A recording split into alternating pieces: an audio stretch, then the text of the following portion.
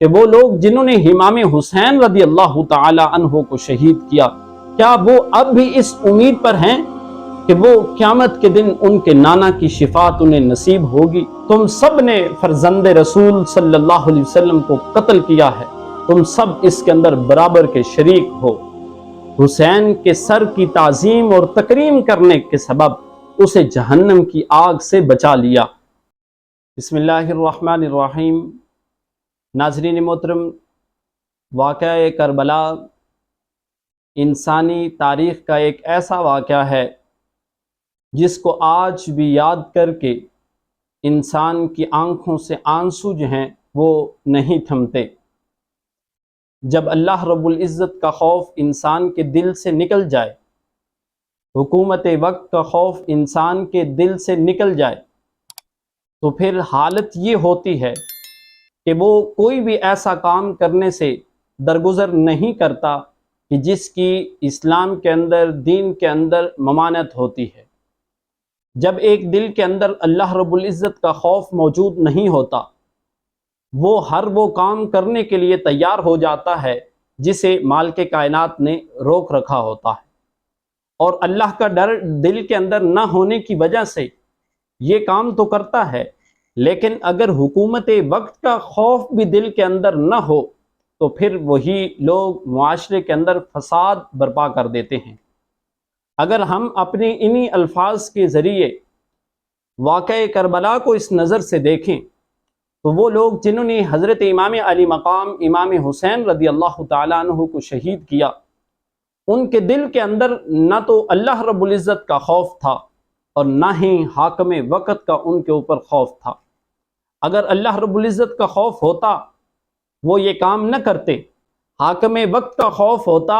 پھر بھی یہ کام نہ کرتے، لیکن ان کے دل کے اندر اس طرح کا کوئی جو ہے خوف موجود نہ تھا۔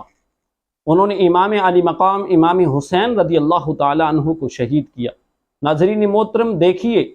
کہ کس طرح حضرت امام علی مقام امام حسین رضی اللہ تعالی عنہ کی شہادت ہوتی ہے، اور پھر شہادت کے بعد ان کے ساتھ جو سلوک کیا جاتا ہے، ان کے جسم عطر کے ساتھ جو سلوک کیا جاتا ہے،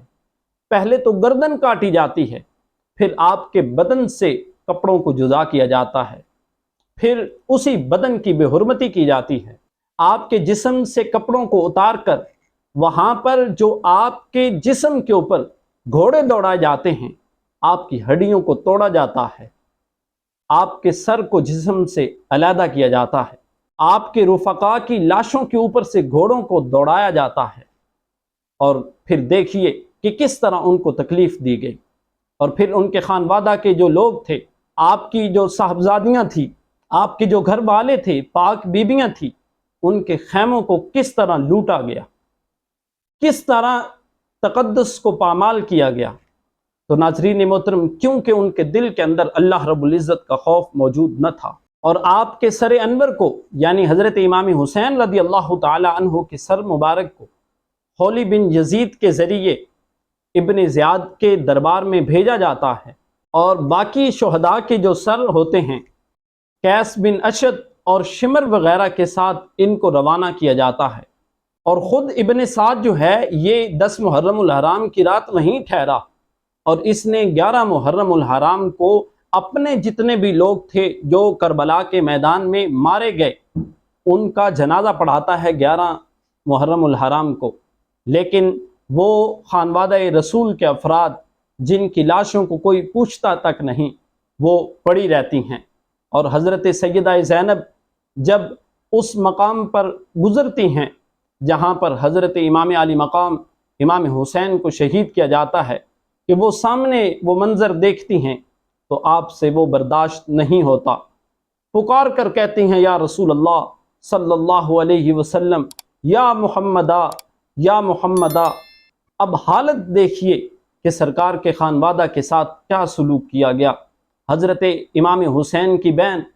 وہ لوگ جن کے پاس بہنیں ہوتی ہیں، وہ اس درد کو سمجھتے ہیں کہ جب بھائی کی لاش سامنے پڑی ہو تو ایک بہن پر کیا بیتتی ہے، ایک بیٹی پر کیا گزرتی ہے۔ اس وقت حضرت سیدہ زینب سلام اللہ علیہا، حضرت سکینہ کے دل پر کیا گزری ہوگی جب سارے کا سارا کنبہ یہاں پر لٹا کر وہ واپس جا رہی تھی۔ امام علی مقام کے ان خانوادہ کے لوگوں کو قید کر کے واپس لے جایا جا رہا تھا کہ وہ جو نبی کے نواسے تھے، جن کا مقام اور مرتبہ کیا تھا کہ جنتی نوجوانوں کے سردار ہیں، آج ان کی لاشوں کو دفنانے کے لیے کوئی وہاں پر موجود نہ تھا۔ وہ بستی کے لوگ جو وہاں پر موجود تھے، انہوں نے آ کر ان لاشوں کو دفنایا۔ اور حضرات محترم، جب امام علی مقام امام حسین رضی اللہ تعالی عنہ کا سر انور ابن زیاد کے پاس لے جایا جاتا ہے اور ایک تشت میں رکھا ہوا امام حسین کا سر جب اس کے سامنے پیش کیا جاتا ہے تو ایک چھڑی کے ساتھ امام حسین کے منہ کے اوپر وہ اس چھڑی کو رکھتا ہے، تو وہاں پر ہی حضور اکرم صلی اللہ علیہ وسلم کے ایک صحابی حضرت زید بن ارقم رضی اللہ تعالی عنہ موجود تھے۔ وہ اٹھ کھڑے ہوئے اس مجلس سے اور کہا کہ ابن زیاد اپنی اس چھڑی کو ہٹا لے، حسین کے منہ سے علیحدہ کر لے، کہ میں جانتا ہوں یہ حسین کا وہ منہ ہے کہ جو نبی مکرم صلی اللہ علیہ وسلم اپنے منہ مبارک سے چوما کرتے تھے۔ آج تو پلیت حسین کے منہ پر اپنی چھڑی رکھتا ہے۔ حضرت زید بن ارقم پھر رونے لگے۔ ابن زیاد نے کہا کہ تو بوڑھا ہے، اس لیے تجھے چھوڑ رہا ہوں اور تجھے پھر بتا دیتا کہ تو نے کس طرح اس دربار میں اپنی زبان کو کھولا ہے۔ اور حضرت زید بن عرب نے للکارا اس قوم کو، اے قوم عرب، آج تم سب کے سب غلام ہو گئے ہو، تم سب نے فرزند رسول صلی اللہ علیہ وسلم کو قتل کیا ہے، تم سب اس کے اندر برابر کے شریک ہو، تم ایسے لوگ ہو کہ جو اچھوں کو قتل کر رہے ہو اور بروں کو اپنا غلام بنا رہے ہو۔ اور جب اشقیاء کی ایک جماعت آپ کے سر انور کو لے کر جا رہی تھی اور پہلی رات تھی، گرجا گھر کے قریب وہاں پر رات رکے تو وہاں ایک عجیب منظر دیکھا۔ وہاں پر خون سے یہ شعر لکھے ہوئے تھے۔ اب وہ شعر کیا تھے؟ اترجو امت قتلت حسینہ شفاعت جدہ یوم الحساب، کہ وہ لوگ جنہوں نے امام حسین رضی اللہ تعالی عنہ کو شہید کیا، کیا وہ اب بھی اس امید پر ہیں کہ وہ قیامت کے دن ان کے نانا کی شفاعت انہیں نصیب ہوگی؟ ناظرین محترم، یہ خون سے الفاظ لکھے ہوئے تھے۔ جب یزیدی لشکر نے ان اشعار کو دیکھا، جو راہب رہتا تھا اس سے پوچھا کہ یہ شعر کب سے لکھا ہوا ہے، کس نے لکھا ہوا ہے؟ اس نے کہا مجھے یہ تو نہیں علم کہ کس نے لکھا ہے، کب لکھا ہے، لیکن میں آپ کو اتنا بتا دیتا ہوں کہ یہ شعر تمہارے نبی کے زمانے سے 500 برس پہلے لکھا جا چکا تھا، کہ یہی شعر کہ جو لوگ حسین کو شہید کریں گے وہ کیا پھر بھی حسین کے نانا کی شفاعت کے حقدار ہیں؟ جنہوں نے حسین کو شہید کیا، کیا حسین ان کے بھی سردار ہیں جنت میں؟ وہ کبھی بھی جنت میں ان کے سردار نہیں ہیں، ان کو حسین کے نانا کی شفاعت نصیب نہیں ہوگی۔ پھر اس راہب نے پوچھا کہ یہ تم کن لوگوں کو لے کے جا رہے ہو؟ بتایا کہ یہ کون ہیں؟ تو پھر اس راہب نے بھی ملامت کی کہ تم یارو کیسے لوگ ہو کہ تم نے اپنے ہی نبی کے نواسے کو شہید کر دیا، تم کتنے ظالم لوگ ہو، تم نے اپنے نبی کے نواسے کے اوپر ظلم کیا، زیادتی کی، اور آج انہیں شہید کر کے گلی کوچوں بازاروں میں پھرا رہے ہو۔ اب وہ راہب ان سے کہنے لگا کہ آج رات تم نے تو یہاں پہ ہی گزارنی ہے، لیکن میں تمہیں یہ کہتا ہوں کہ تم 10,000 درہم میرے سے لے لو، آج رات یہ جو سر انور ہے یہ مجھے دے دو۔ تو ناظرین محترم، وہ لوگ لالچ میں آئے اور انہوں نے امام علی مقام امام حسین رضی اللہ تعالی عنہ کا جو سر تھا وہ آپ کو دے دیا، یعنی اس راہب کو دے دیا۔ اب اس راہب نے جو آپ کے سر کے ساتھ کیا، سنیے کیا ہی خوبصورت وہ لمحات تھے۔ اس راہب نے آپ کے سر انور کو جب خرید کر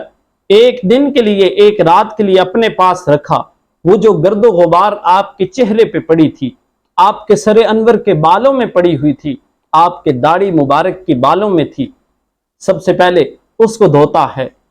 چہرے انور کو صاف کرتا ہے، اس خون آلود چہرے کو صاف کرتا ہے، سارے چہرے کو جب صاف کرتا ہے پھر اس داڑھی کو صاف کرتا ہے اور ایک تشت میں رکھ کر رات ساری اس چہرے کو ایک کمرے میں لے جا کر زیارت کرنے کے لیے بیٹھ جاتا ہے۔ جب اتنی تعظیم اور تکریم اس چہرے کی کرتا ہے، اس سر انور کی کرتا ہے، تو دیکھیے اللہ رب العزت نے سارے کے سارے حجابات کو اٹھا دیا. اب سر انور کی کرامت وہ راہب دیکھتا ہے کہ کیا کرامت تھی کہ جب سارے کے سارے دروازے بند تھے، چھت کھلتی ہے، آپ کے سر انور سے اور آسمان کے درمیان ایک نور آتا ہے اور سر انور تک وہ نور پڑتا ہے اور جس سے چہرہ مبارک روشن ہو جاتا ہے. آپ کے سر مبارک کی اس کرامت کو دیکھ کر وہ راہب، اس کا دل پکار اٹھتا ہے، لا الہ الا اللہ محمد الرسول اللہ. تو دراصل اللہ رب العزت نے حسین کے سر کی تعظیم اور تکریم کرنے کے سبب اسے جہنم کی آگ سے بچا لیا.